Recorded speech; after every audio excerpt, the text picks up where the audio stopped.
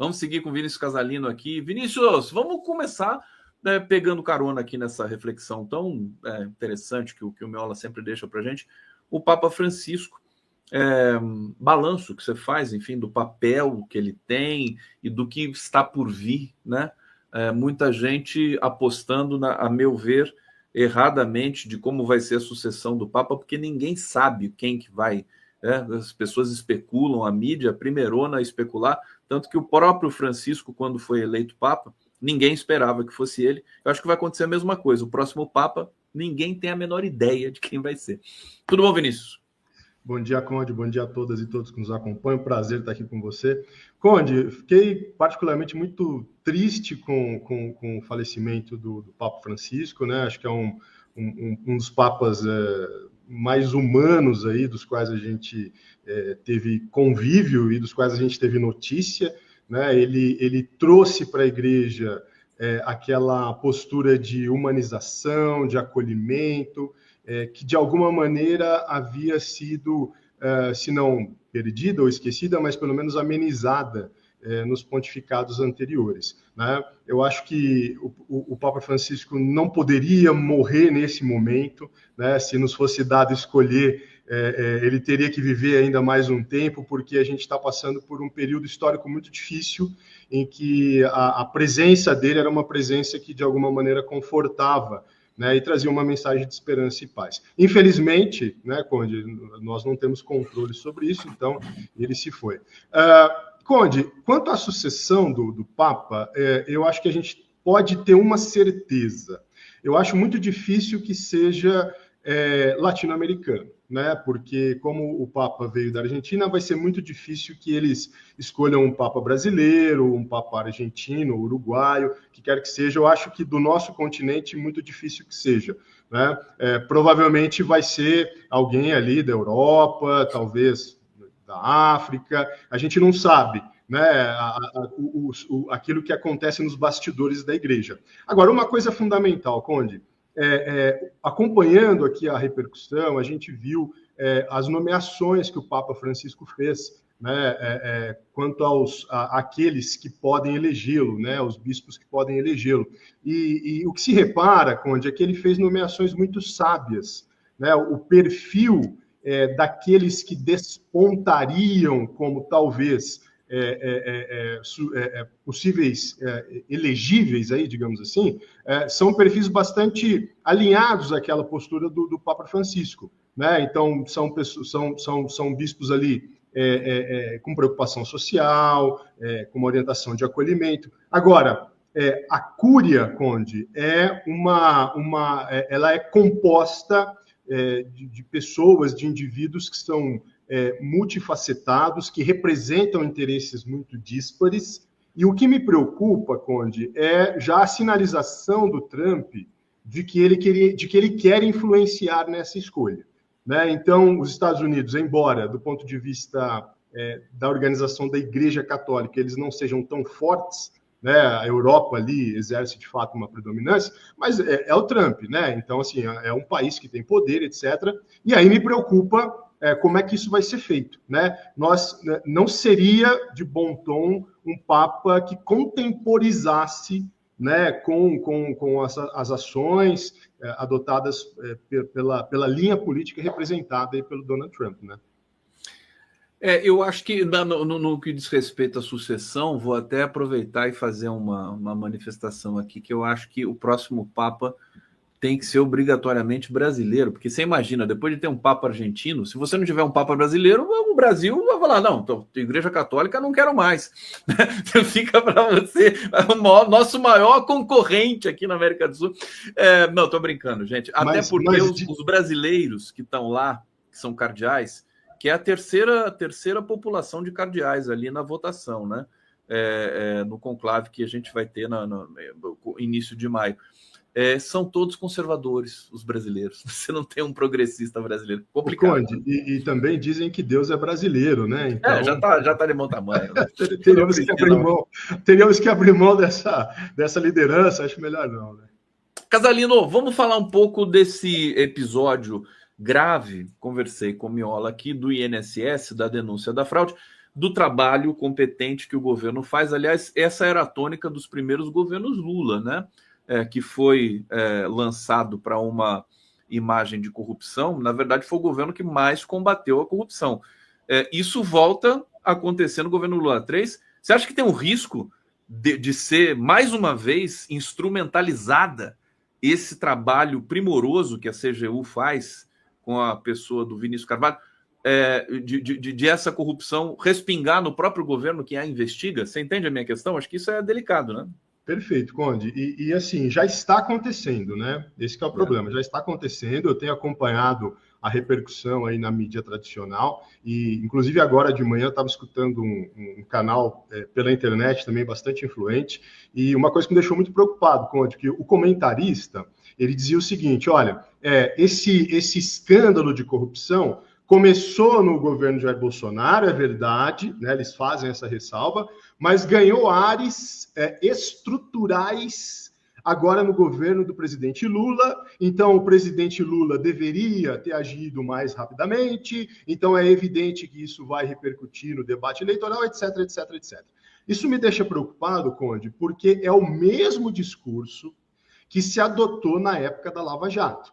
Né? O que é que se dizia na época da Lava Jato? Se dizia assim, sempre houve corrupção no Brasil, mas agora, nos governos petistas, essa corrupção se transformou em algo institucional, estrutural, o PT é um partido corrupto, etc. Então, a gente tem que avançar para destituir a presidenta Dilma e retirar esse partido do poder. Então, esse tipo de discurso, Conde, é um discurso irresponsável, que a mídia tradicional está reproduzindo e não sei se sem saber ou sabendo que a mídia, ajudou no processo de fascistização da política brasileira. Então, eu acho que a gente tem que combater, Conde, de maneira muito enérgica esse tipo de discurso e dizer, não é isso que está acontecendo, o que há um problema de corrupção no INSS, mas esse problema de corrupção não revela, não denota que a corrupção tenha tomado conta do governo, que o governo não tenha reagido. Pelo contrário, né, Conde? O governo reagiu.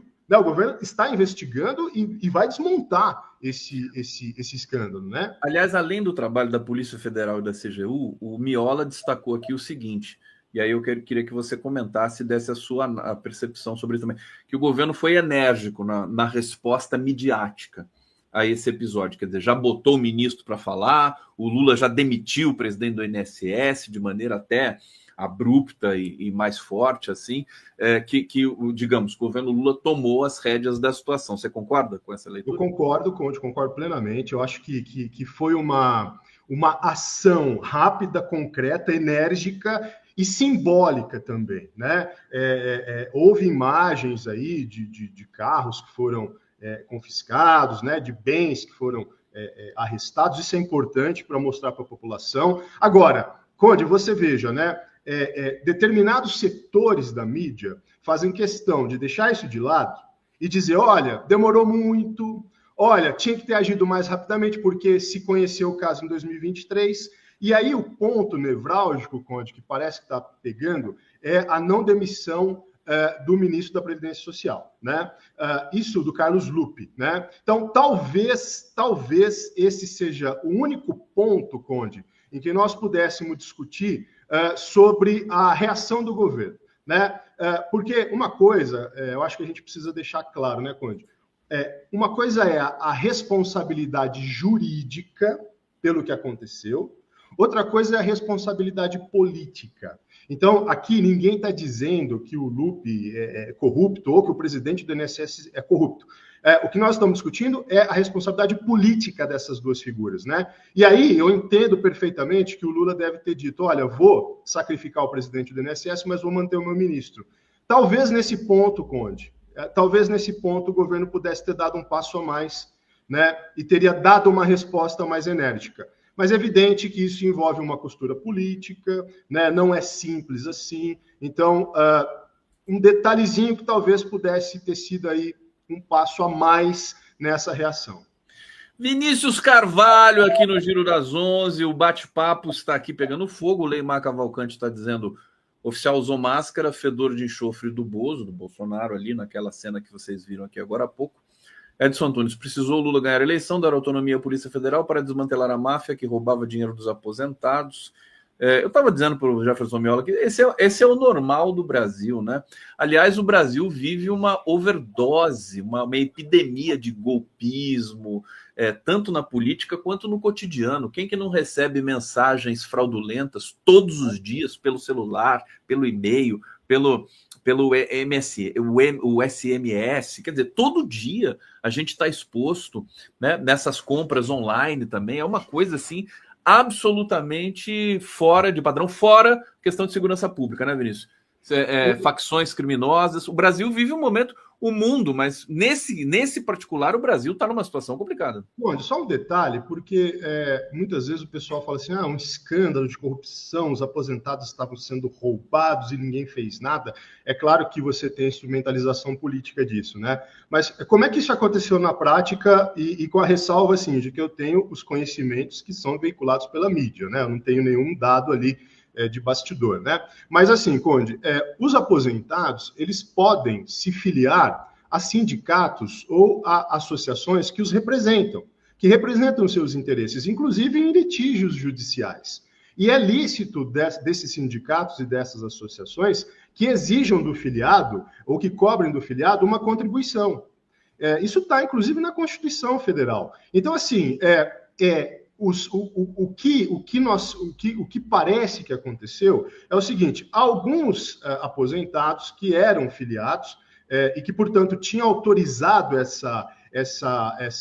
esse desconto em folha, né? Esse procedimento ele foi generalizado de maneira indevida, sem a autorização de muitos, de centenas de aposentados. Então, Conde, é uma ação de cobrança que ela não é visivelmente um roubo, entendeu? Você precisa de uma certa investigação para saber se aquele desconto é legítimo ou não. Então, não é um ato de corrupção assim imediatamente visível que você olha e fala assim, não, estão roubando aqui. Não é. Você precisa identificar, perceber quem é que está descontando, se houve autorização e etc. Então, essa demora do governo em reagir, Conde, ela também tem a ver com o cuidado que as autoridades tomaram no sentido de não considerar criminosa uma ação que talvez não fosse criminosa.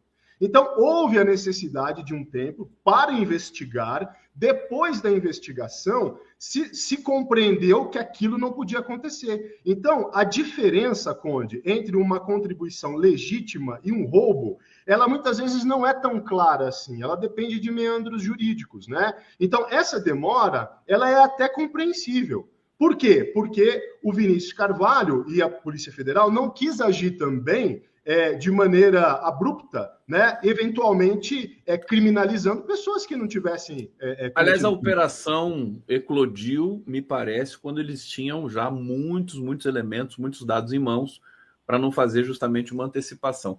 O que me chama a atenção, Vinícius, é que, assim, durante o governo Bolsonaro, por exemplo, todo ele, a gente ficou, claro, boa parte tomado pela pandemia e tudo mais, mas depois por essas pautas regressivas e atrasadas e de comportamento da extrema-direita, e você esquece que tem um país para administrar, né? Então, você não teve escândalos propriamente de corrupção no governo Bolsonaro, porque não dava tempo, a imprensa não cobria esse tipo de coisa. Agora, no governo Lula, eu acho que até um sintoma de que o governo começa a funcionar melhor essa operação com relação ao INSS. Porque a extrema-direita fica falando de anistia, fica travancando o desenvolvimento do debate público brasileiro. Agora, Conde, você sabe o que seria um gol de placa? Né? Um gol de placa? Se eu fosse conselheiro do presidente Lula, eu sussurraria isso no ouvido dele, né? Se o governo devolvesse espontaneamente esse dinheiro. Percebe? Porque qual é a tendência, juridicamente falando, o que é que o governo deve fazer? Ele deve fazer o seguinte, esse desconto foi irregular, cada aposentado que vá atrás de reivindicar administrativa ou judicialmente a devolução. Esses seriam os caminhos jurídicos concretos. Se eu fosse o governo, eu diria o seguinte, nós o governo toma atitude, né? Nós vamos devolver o dinheiro e aí nós, governos, vamos atrás de reivindicar das associações a devolução. Seria um gol de placa, Conde, porque aí os aposentados veriam pingar na conta deles um dinheirinho que eles não estavam esperando e veriam que o governo tomou uma atitude concreta, né? Eu faria isso. É até uma ação, já que você falou em sussurrar no ouvidinho do presidente ali, é uma ação para estimular o consumo e o crescimento brasileiro, porque essas pessoas vão, tendo dinheiro devolvido, vão ter mais dinheiro para gastar. Perfeito. E vão aquecer a economia, vão gerar mais emprego e vão dar dor de cabeça para o Galinho. 6 bilhões é muito dinheiro? É. Mas quando você pensa isso em termos de orçamento público, é uma coisa factível. Dá para você fazer se você quiser. Claro. Eu faria isso.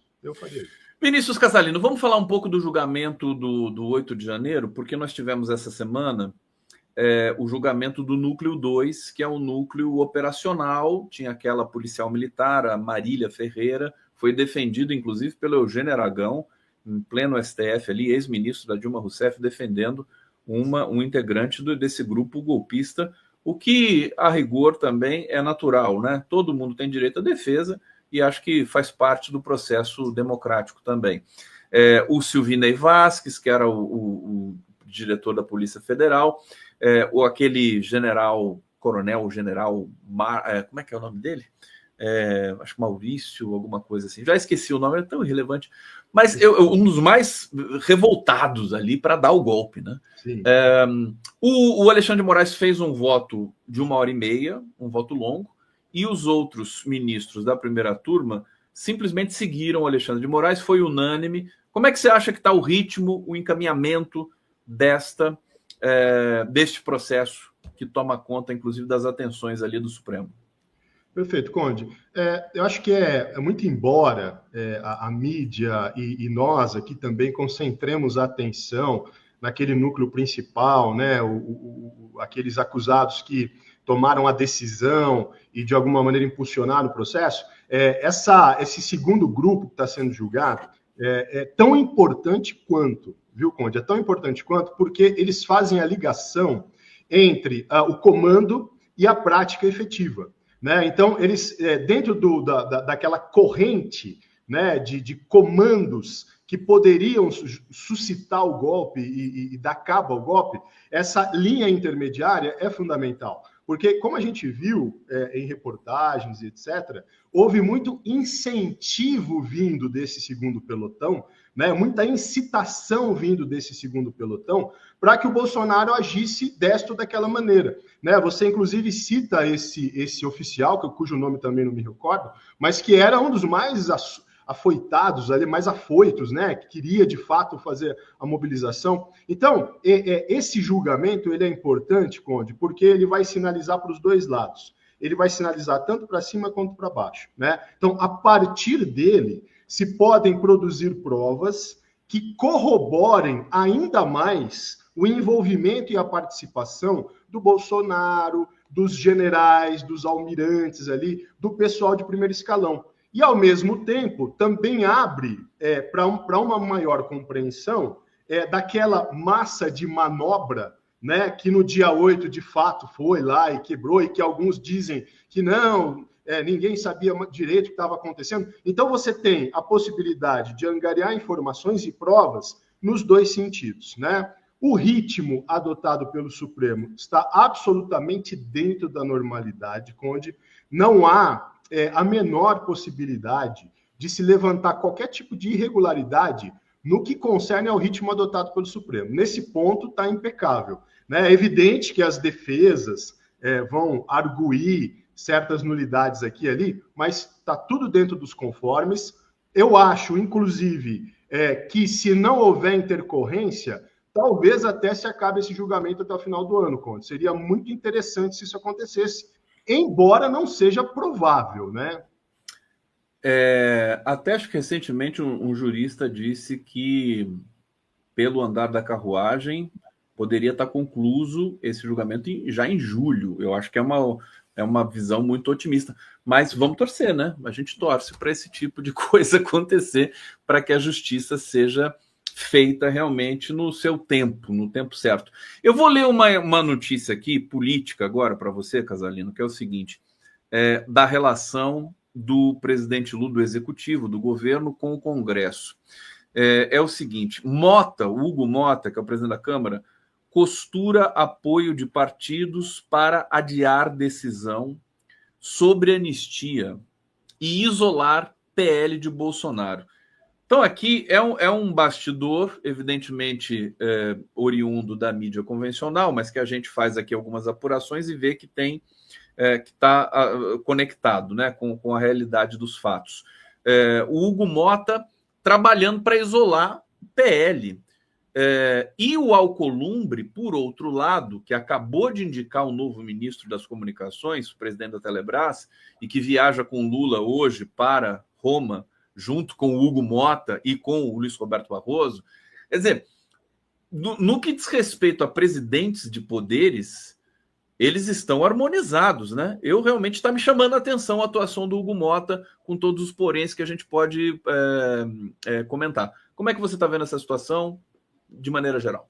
Perfeito, Conde. Vamos dividir em dois cenários aqui, um cenário micro e um cenário macro, né? Vamos começar pelo cenário micro. A gente reclama muito e a gente vem reclamando muito nos últimos tempos, e com razão, né?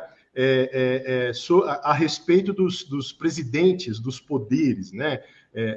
Basta a gente lembrar do Cunha, né? E de todo o mal que ele fez para o nosso país. Então, o Lira também, que causou muito problema e vem causando ainda, né? Então, eu acho que a gente tem que colocar em destaque isso, é positivo, né? A maneira como o presidente da Câmara, o presidente do Senado estão se portando nessa situação, Conde, porque você veja, sobretudo o presidente da Câmara, ele foi eleito também com o apoio maciço do PL e dos bolsonaristas. Então, não é algo para ele trivial fazer a opção que ele está fazendo, né? Porque ele está fazendo uma opção pela democracia. A gente tem que colocar isso em destaque.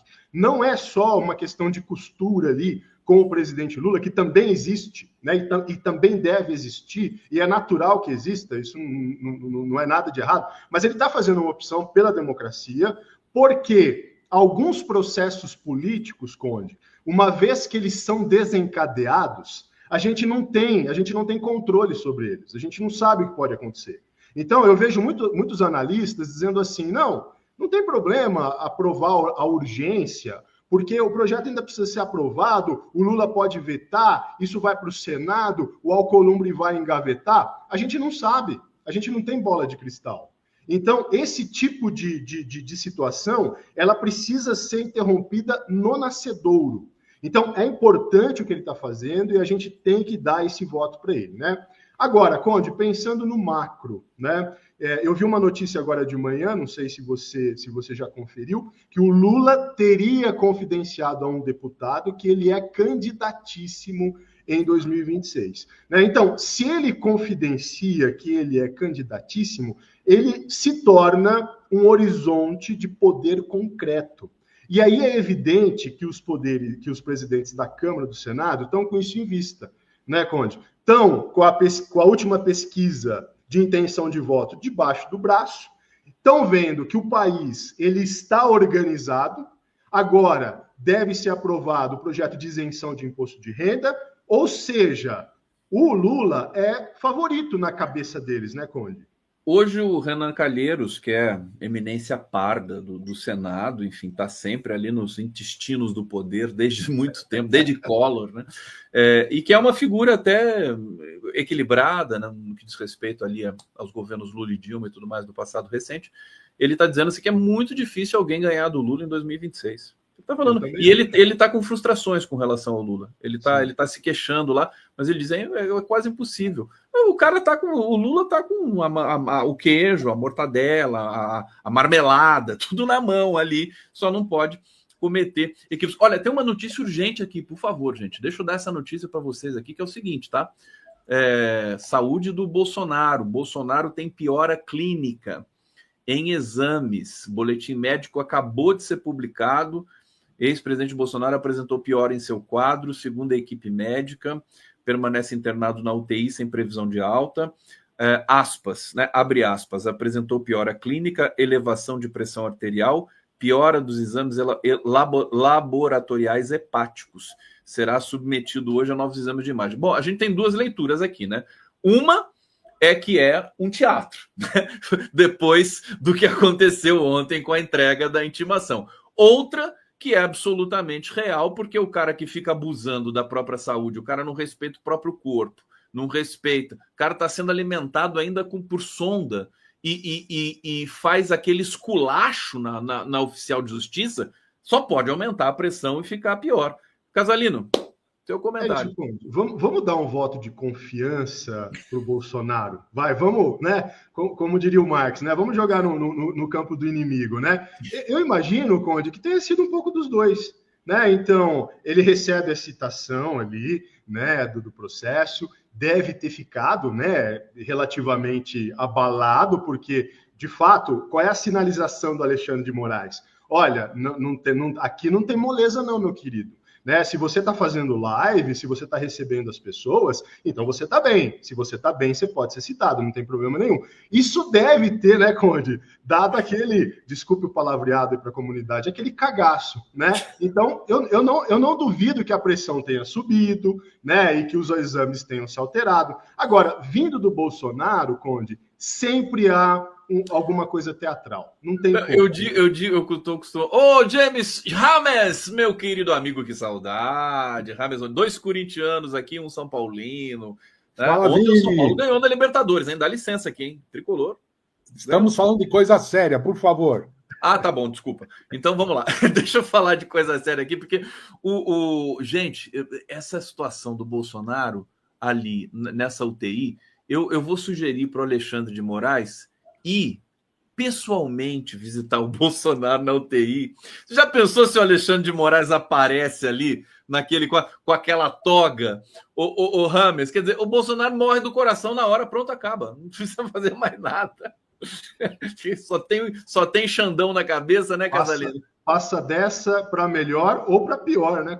Ou para pior. Imagina se o Bolsonaro, se acontecer alguma coisa aqui, que eu tô tocando na madeira aqui de leve, porque eu quero que ele seja preso, né? Em vida. Quero que ele pague em vida. Tá? Mas ele vai se encontrar com o Papa Francisco lá em cima, quer dizer, se ele for lá para cima, que não é o caso também. Casalino, mensagem final para a nossa comunidade? Conde, mensagem final, vamos fazer uma corrente para chegar no ouvido do Lula que ele deve devolver o dinheiro para os aposentados e fazer desse limão uma limonada. Devolve o dinheiro dos aposentados, presidente Lula. Vamos nessa. Já resolve o problema. Obrigado, Casalino. Vai, Corinthians. Valeu, vamos lá. Tamo junto. Um abraço. Valeu, Rames. Um abraço. Tchau, tchau.